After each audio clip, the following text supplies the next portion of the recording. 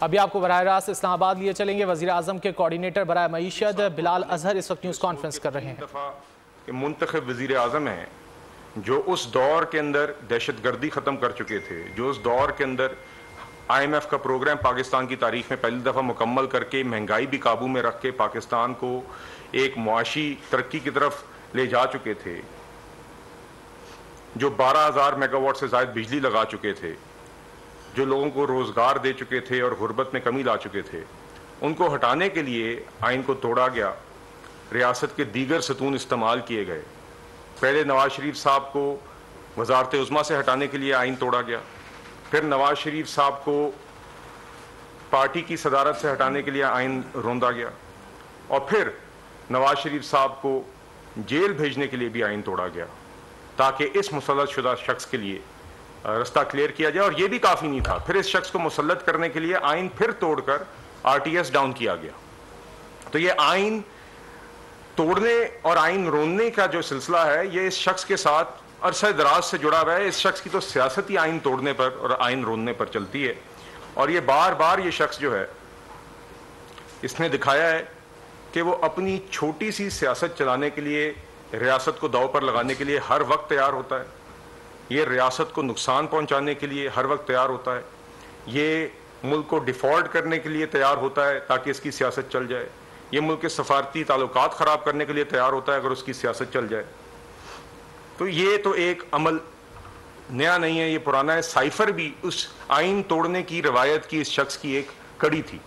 Cipher جیسے جھوٹ کی بنیاد کے اوپر پارلیمان ڈیزالو کرنا بھی، سائفر جیسے جھوٹ کی بنیاد کے اوپر ایک آئینی vote of no confidence motion کو کچلنے کی جو کوشش تھی، اور اسی سائفر جیسے جھوٹ کی بنیاد کے اوپر پارلیمان کو ڈیزالو کرنا کی جو آئین شکنی کی گئی، یہ آئین شکنی بھی پہلی دفعہ اس شخص کی آئین شکنی نہیں تھی، یہ آئین شکنی کی روایت تھی اس شخص کی جس کی ایک مزید کڑی تھی، اور اس شخص نے وہاں پہ بھی آئین شکنی روکی نہیں۔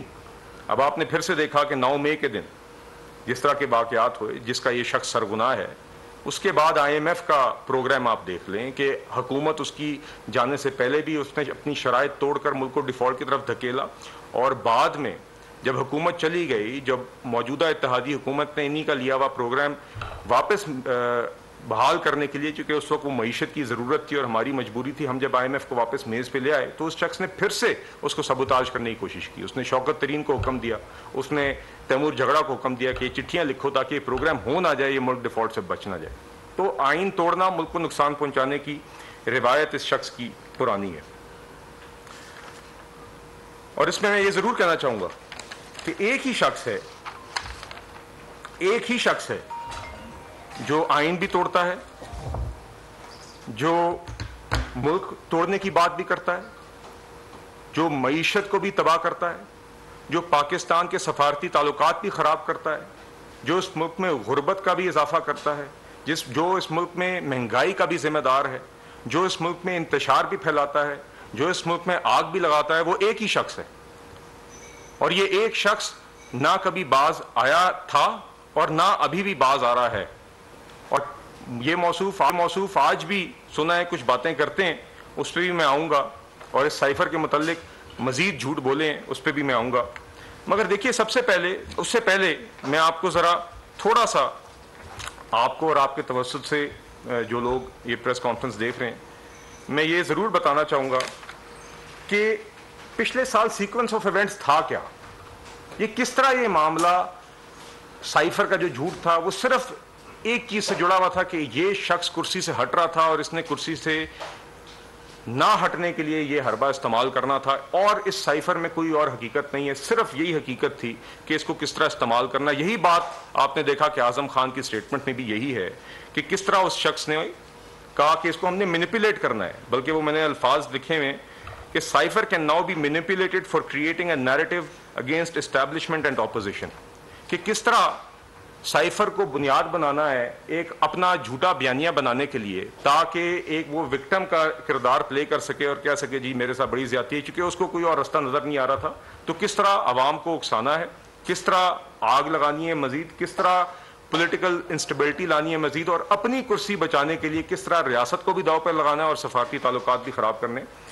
اور اس کا ثبوت ایک اور وہ بھی ہے جو ایک آڈیو لیک تھی, آپ کو یاد ہوگا, جو اسی شخص, اسی مسلط شدہ شخص, اسی پروجیکٹ تباہی کے سرغنہ کی جو آڈیو لیک تھی پچھلے سال جو آئی تھی اعظم خان کے ساتھ, جس کے اندر یہ کہتا ہے کہ سائفر پر ہم نے کھیلنا ہے. یہ آپ سب نے آڈیو لیک سنی ہوئی ہے, یہ پوری عوام نے سنی ہوئی ہے. تو ایک طرف یہ بات کہ سائفر پہ ہم نے کھیلنا ہے, دوسری طرف اعظم خان کی گواہی. یہ بالکل اب پکا ثبوت ہے, یہ بالکل اب یہ ثابت کر دیتا ہے, اگر کسی کو مزید ثبوت کی ضرورت تھی, کہ یہ سائفر کا سارا کھیل کیا تھا. مگر اس میں ذرا یہ جو تاریخیں ہیں پچھلے سال کے ایونٹس کی, یہ بڑی اہم ہیں, کیونکہ 8 مارچ 2022 کے دن ووٹ آف نو کانفیڈنس کی موشن اس ٹائم پہ اپوزیشن نے فائل کی. لیڈر آف دا اپوزیشن موجودہ وزیر اعظم شہباز شریف صاحب تھے. وہ جب موشن فائل ہوئی, اور اس موشن کے بعد ایک سیکوینس آف ایونٹس تھا, جس کے بعد 10 اپریل 2022 کے دن عمران خان صاحب کو, اس مسلط شدہ وزیر اعظم کو آئینی طریقے سے ہٹایا گیا, اور اس کے بعد جو موجودہ اتحادی حکومت ہے انہوں نے وزیر اعظم شہباز شریف صاحب کو اس ٹائم پہ ایم این ایز نے, ہاؤس نے ان کو وزیر اعظم الیکٹ کیا. مگر دیکھیے جو تاریخیں بڑی اہم ہیں, کیونکہ جب یہ ووٹ آف نو کانفیڈنس کی موشن فائل ہوئی تو 8 مارچ کا وہ دن تھا. 8 مارچ کے دن یہ ووٹ آف نو کانفیڈنس کی موشن فائل ہوئی, 8 مارچ کے ہی دن یہ سائفر آیا. اور آپ نے اعظم خان صاحب کی یہ گواہی دیکھی ہے, جس کے اندر وہ کہہ رہے ہیں اس دن ان تک سائفر آ گیا تھا. اس مسلط شدہ وزیر اعظم کو ان کے اس ٹائم کے وزیر خارجہ نے سائفر کے بارے میں بتا دیا تھا. اگلے دن اسی مسلط شدہ وزیر اعظم نے اس بات کی تصدیق بھی کی اعظم خان کو کہ مجھے اس کے بارے میں پتہ چل گیا ہے. وہ سائفر اس شخص نے پکڑ کے اپنی جیب میں بھی ڈال دیا, اس پہ کھیلنے کی بھی بات ہو گئی. اور مگر اس کے بعد انہوں نے اس پہ کچھ بات نہیں کی. 8 مارچ کے بعد وہ سائفر جیب میں بھی ڈال دیا, آگے پیچھے ہو گیا, اس کے بعد اس شخص نے اس پہ کوئی بات نہیں کی. جب اس شخص کو نظر آیا کہ اب یہ ووٹ آف نو کانفیڈنس کی موشن کامیاب ہو رہی ہے, یہ ووٹ آف نو کانفیڈنس کی موشن واقعی میں اس کو ہٹا دے گی, تب یہ شخص یہ سائفر کو لہرانا اس نے شروع کیا. اور یہ تاریخیں ثابت کرتی ہیں. 8 مارچ کے دن یہ ووٹ آف نو کانفیڈنس کی موشن فائل ہوتی ہے. 10 دن بعد تقریباً 18 مارچ کے قریب یہ بات ثابت ہو گئی تھی کہ اس کے جو اپنے ایم این ایز تھے, بہت ساروں نے یہ واضح طور پہ کہہ دیا تھا کہ ہم اس کو سپورٹ نہیں کریں گے. جب اس شخص کو نظر آ گیا کہ اب یہ معاملہ جو ہے یہ اس کو ہٹانے کی طرف ہی جا رہا ہے, جو غیر آئینی طریقے سے یہ مسلط ہوا تھا اور مسلط رکھا گیا تھا, کہ اب اس کو ہٹایا جا رہا ہے, تو اس شخص کو تب سمجھ آئی کہ اب مجھے پھر سے وہی حربے استعمال کرنے پڑیں گے. تو اس ٹائم پہ پہلا حربہ اس نے یہ استعمال کیا کہ آئین کے مطابق 8 مارچ کو جو ووٹ آف نو کانفیڈنس کی موشن فائل ہوئی تھی, جس کو 22 مارچ تک 14 دنوں کے اندر اندر اسپیکر کی ذمہ داری تھی کہ وہ ٹیبل کریں. سب سے پہلی آئین شکنی یہ ہوئی کہ وہ 22 مارچ سے پہلے وہ ٹیبل نہیں ہوئی. اور اس ٹائم پہ وہ کہا گیا کہ او آئی سی کا ایک سیشن ہے, وہ اسد کیسر تھا جس نے, جو اس کا کارکن تھا, جو اس کا ٹاؤٹ بنا ہوا تھا اسپیکر کی کرسی کی, اس شخص نے بار بار سینکٹیٹی وائلیٹ کی, اور اس دفعہ پھر سے کی. تو سب سے پہلے تو انہوں نے یہ کہا کہ 25 تاریخ کو اب سیشن ہوگا, جو کہ 22 سے پہلے ہونا تھا. 25 تاریخ کو جب سیشن ہوا تو اس دن بھی موشن ٹیبل کیے بغیر اس شخص نے ایڈجرن کر دیا. اور پھر 28 تاریخ کو فائنلی یہ موشن ٹیبل ہوئی, جس دن غالباً 161 ممبران نے کھڑے ہو کے اس موشن کو سپورٹ کیا, تو وہ موشن ٹیبل ہوئی. اور اس ٹائم پہ بالکل اس مسلط شدہ وزیر اعظم, اس مسلط شدہ ٹولے کو نظر آ گیا کہ اب ان کا وقت ختم ہو گیا ہے, اور اگلے 7-8 دنوں کے اندر جتنے بھی اب یہ ووٹ آف نو کانفیڈنس ہو جائے گا اور یہ ہٹایا جائے گا, تو تب اس شخص نے وہ سائفر پھر سے نکالا. اگر آپ وہ سٹیٹمنٹ دیکھیں, اور یہ 28 مارچ کا ہی دن ہے جس دن یہ موشن ٹیبل ہوئی, تو 28 مارچ کے ہی دن پھر ایک بنی گالہ میں میٹنگ ہوتی ہے. یہ اعظم خان صاحب کی گواہی ہے, جس میں فورن سیکرٹری نے یہ سائفر اونچا پڑا اور اس کے بعد اس کو منٹ کیا گیا. یہ اس منٹنگ کا ہی ذکر اس آڈیو لیک میں بھی ہے کہ اس کو ہم پڑھوائیں گے اور پھر اس کو ہم منٹ کریں گے. اور 28 مارچ کے بعد کیا ہوتا ہے, 28 مارچ کو موشن ٹیبل ہوگی, ان کو نظر آ گیا کہ اب ہمارے پاس 6-7-8 دن نہیں ہے کہ ہم کوئی اس میں فاؤل پلے کریں.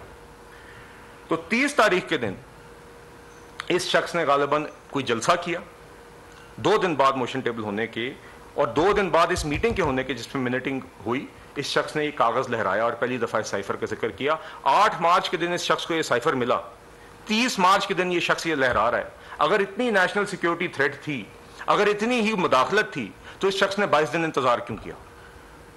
इस शख्स ने इसलिए इंतजार किया क्योंकि वो देखना चाह रहा था कि vote of no confidence motion मेरे खिलाफ कामयाब होती है कि नहीं। उसका सिर्फ इस बात से जोड़ था कि उसको अगर नजर आ गया कि मैं हटने वाला हूं तो मैं इसको तब इस्तेमाल करूंगा। सिर्फ कुर्सी पे बैठने की बात थी। उसी शख्स डोनाल्ड लू का नाम जिसका इसने बाद में लिया, उसको 8 मार्च के बाद यूएस एम्बेसी के अंदर दावत भी दी गई, और इस शख्स ने बिल्कुल उस चीज के ऊपर 22 दिन कोई बात नहीं की। 30 मार्च के दिन जब इस शख्स ने यह कर दिया, तो इसी की कड़ी, इसी को ही इस्तेमाल करते हुए 3 अप्रैल के दिन आपको याद होगा कि असेंबली का सेशन हुआ, जिसमें उस वक्त के लॉ मिनिस्टर फवाद चौधरी साहब को मौका दिया गया बोलने का कासिम सूरी की तरफ से, जो कि एज डिप्टी स्पीकर उस टाइम पे हाउस को चला रहे थे। और उन्होंने, फवाद चौधरी साहब ने उस टाइम पे एज लॉ मिनिस्टर, उन्होंने ये आर्टिकल 5 का लिबादा या आर्टिकल 5 का सहारा लेते हुए आर्टिकल 5 की बात की, और इस झूठ को बुनियाद बनाकर कासिम सूरी से कहा कि आप ये जो वोट ऑफ नो कॉन्फिडेंस की मोशन है, इसकी कॉन्स्टिट्यूशनैलिटी कि ये कितना आईनी है, इसके ऊपर आप एक रूलिंग दें। ये पहले से सारा रिग्ड मैच था। ये 28 मार्च के दिन, जिस दिन मोशन टेबल हो गई, जिस दिन बनी गाला में मीटिंग हो गई, 30 तारीख को इमरान खान ने जलसे में कागज लहरा दिया, तो 3 अप्रैल के दिन फिर ये उसी की कड़ी थी कि एक प्लान के तहत फवाद चौधरी साहब ने आके एज लॉ मिनिस्टर इस झूठ की बुनियाद के ऊपर, जो एक संगीन जुर्म है, ये उसी आइन शिकनी। This half-hourly clock is brought to you by City Housing, the gold standard living. And कोई हार्श स्मेल नहीं देती golden pearl hair of hair removing cream. Cipher ये झूठ की बुनियाद पर, इससे बड़ी आइन शिकनी कोई नहीं हो सकती। और आपने देखा कि उसके 4 दिन बाद ही सुप्रीम कोर्ट ने उसको ओवरटर्न किया, उसकी डिप्टी स्पीकर की रूलिंग को गैर आइनी करार दिया, नेशनल असेंबली वापस बहाल हुई, और फिर 10 तारीख को एक कामयाब वोट ऑफ नो कॉन्फिडेंस की मोशन हुई, जिसके नतीजे में ये शख्स हटाया गया। मगर देखिए, बात यह है कि ये जो आइन शिकनी हुई और जिसका मजीद सबूत आज आ गया, इसके ऊपर जब ये FIA ने भी इंक्वायरी शुरू की, मौजूदा हुकूमत ने आके, क्योंकि एक कौमी सलामती का मामला है, सफारती हमारे ताल्लुकात का मामला था, ये एक संगीन जुर्म हुआ, या इसमें आर्टिकल की वायलेशन हुई। सुप्रीम कोर्ट ने भी कह दिया कि डिप्टी स्पीकर की रूलिंग इलीगल थी, और ये साइफर जैसा झूठ, और जिसकी अब गवाही मजीद आजम खान साहब की तरफ से आ गई है। जब हमने इसकी इंक्वायरी भी, FIA ने जब इसकी इंक्वायरी शुरू की, तो उस टाइम पे भी ये शख्स लाहौर हाईकोर्ट भाग गया उसका स्टे लेने के लिए। ये शख्स तोशा खाना में भी भागता है, ये शख्स फॉरेन फंडिंग में भी भागता है, ये शख्स सिर्फ कोर्ट आता है तो बेलें लेने के लिए आता रहा है, कारकुनों को कहता रहा है कि तुम जेल भरो, तहरीक करो, खुद बेलों के लिए सिर्फ कोर्ट जाता रहा, और जब कोर्ट जाता था तो धावे बोलता था, कोर्ट का नुकसान करता था। तो इस मामले में भी वो कोर्ट से इसलिए भागा कि उसको पता था कि ये एक झूठ था, और जब ये मामला खुलेगा तो ये झूठ यहाँ होगा। और इसमें मैं वाज़ेह तौर पे कहना चाहूंगा, और आपने देखा है कि वजीर दाखिला ने भी, वजीर इस्लामाबाद में वजीर आजम के कोऑर्डिनेटर बिलाल अजहर कयानी इस वक्त न्यूज़ कॉन्फ्रेंस कर रहे हैं। पाकिस्तान की IT इंडस्ट्री जो है वो पाकिस्तान की एक्सपोर्ट में एडिशनल इजाफा कर सकती है अगले 3 सालों के अंदर, क्योंकि IT और बाकी जो 3 सेक्टर्स हैं, उन 3 सेक्टरों में IT में फ़र्क है। वो ये है कि ये टर्म में आपको गेन दे सकती है, जो पाकिस्तान की नीड है इस वक्त। IT को तो पहले भी, इससे पहले वाली हुकूमतें और इससे पहले भी लोग डिफाइन करते आए कि जी यार IT से बहुत चेंज आ जाएगा। क्या वो इम्पैक्ट हुआ IT इंडस्ट्री के ऊपर जो हम समझते थे और चाहते थे? पाकिस्तान की IT एक्सपोर्ट्स इतनी हो जाएंगी कि पाकिस्तान के सारे मसले मसाइल ख़त्म हो जाएंगे? वो तो नहीं हुआ। आपकी जो पॉलिसीज़ हैं वो कॉन्फ्लिक्ट हो रहा है। क्या हमने ऐसी पॉलिसीज़ रखी हुई है कि गूगल मजबूर हो यहाँ पे ऑफिस खोलने में? पॉलिसीज़ के तहत करना होगा। वो 2 से 3 महीने 4 महीने में खुद ब खुद ऑफिस स्टार्ट करेंगे। जो आपके मुल्क का IT का एंटरप्रेन्योर है, $100 मिलियन तो वो बाहरी अकाउंट रोक लेता है। आप उसको मोटिवेट करके उसको पर फोकस करें, उस पर इंसेंटिव करें, वो आपको 100 आएगा तो आपका 5 टाइम्स इंक्रीज हो जाएगी फौरन। टेक्सटाइल में हम क्या करते हैं, हम उठाते हैं बाहर के किसी ब्रांड के लिए टी-शर्ट यहाँ बनाते हैं, उसको दे देते हैं। लेकिन अब IT के बाद अगर आप अपना ब्रांड बना के लोगो वहाँ पे बेचेंगे, चाहे B2B बेचें, चाहे B2C बेचें, पॉसिबल है। पाकिस्तान की जो एक्सपोर्ट में ये $30 अरब से ज्यादा का इजाफा इससे हो जाना खाली यार। गवर्नमेंट के फंडों से इदारे बनाकर और उनके थ्रू कोई रेवोल्यूशन आ जाएगा, सवाल ही नहीं है। तो आपने इंतखाब सही कर लिया है, अब आगे चीज सही करनी है, बस आप सही डायरेक्शन में सही चीज होगी इंशाल्लाह। मैं समझता हूँ $50 अरब तक की IT अब एक्सपोर्ट में कंट्रीब्यूट कर सकता है पाकिस्तान। सब्सक्राइब करें और बेल दबाएं ताकि कोई खबर रह न जाए।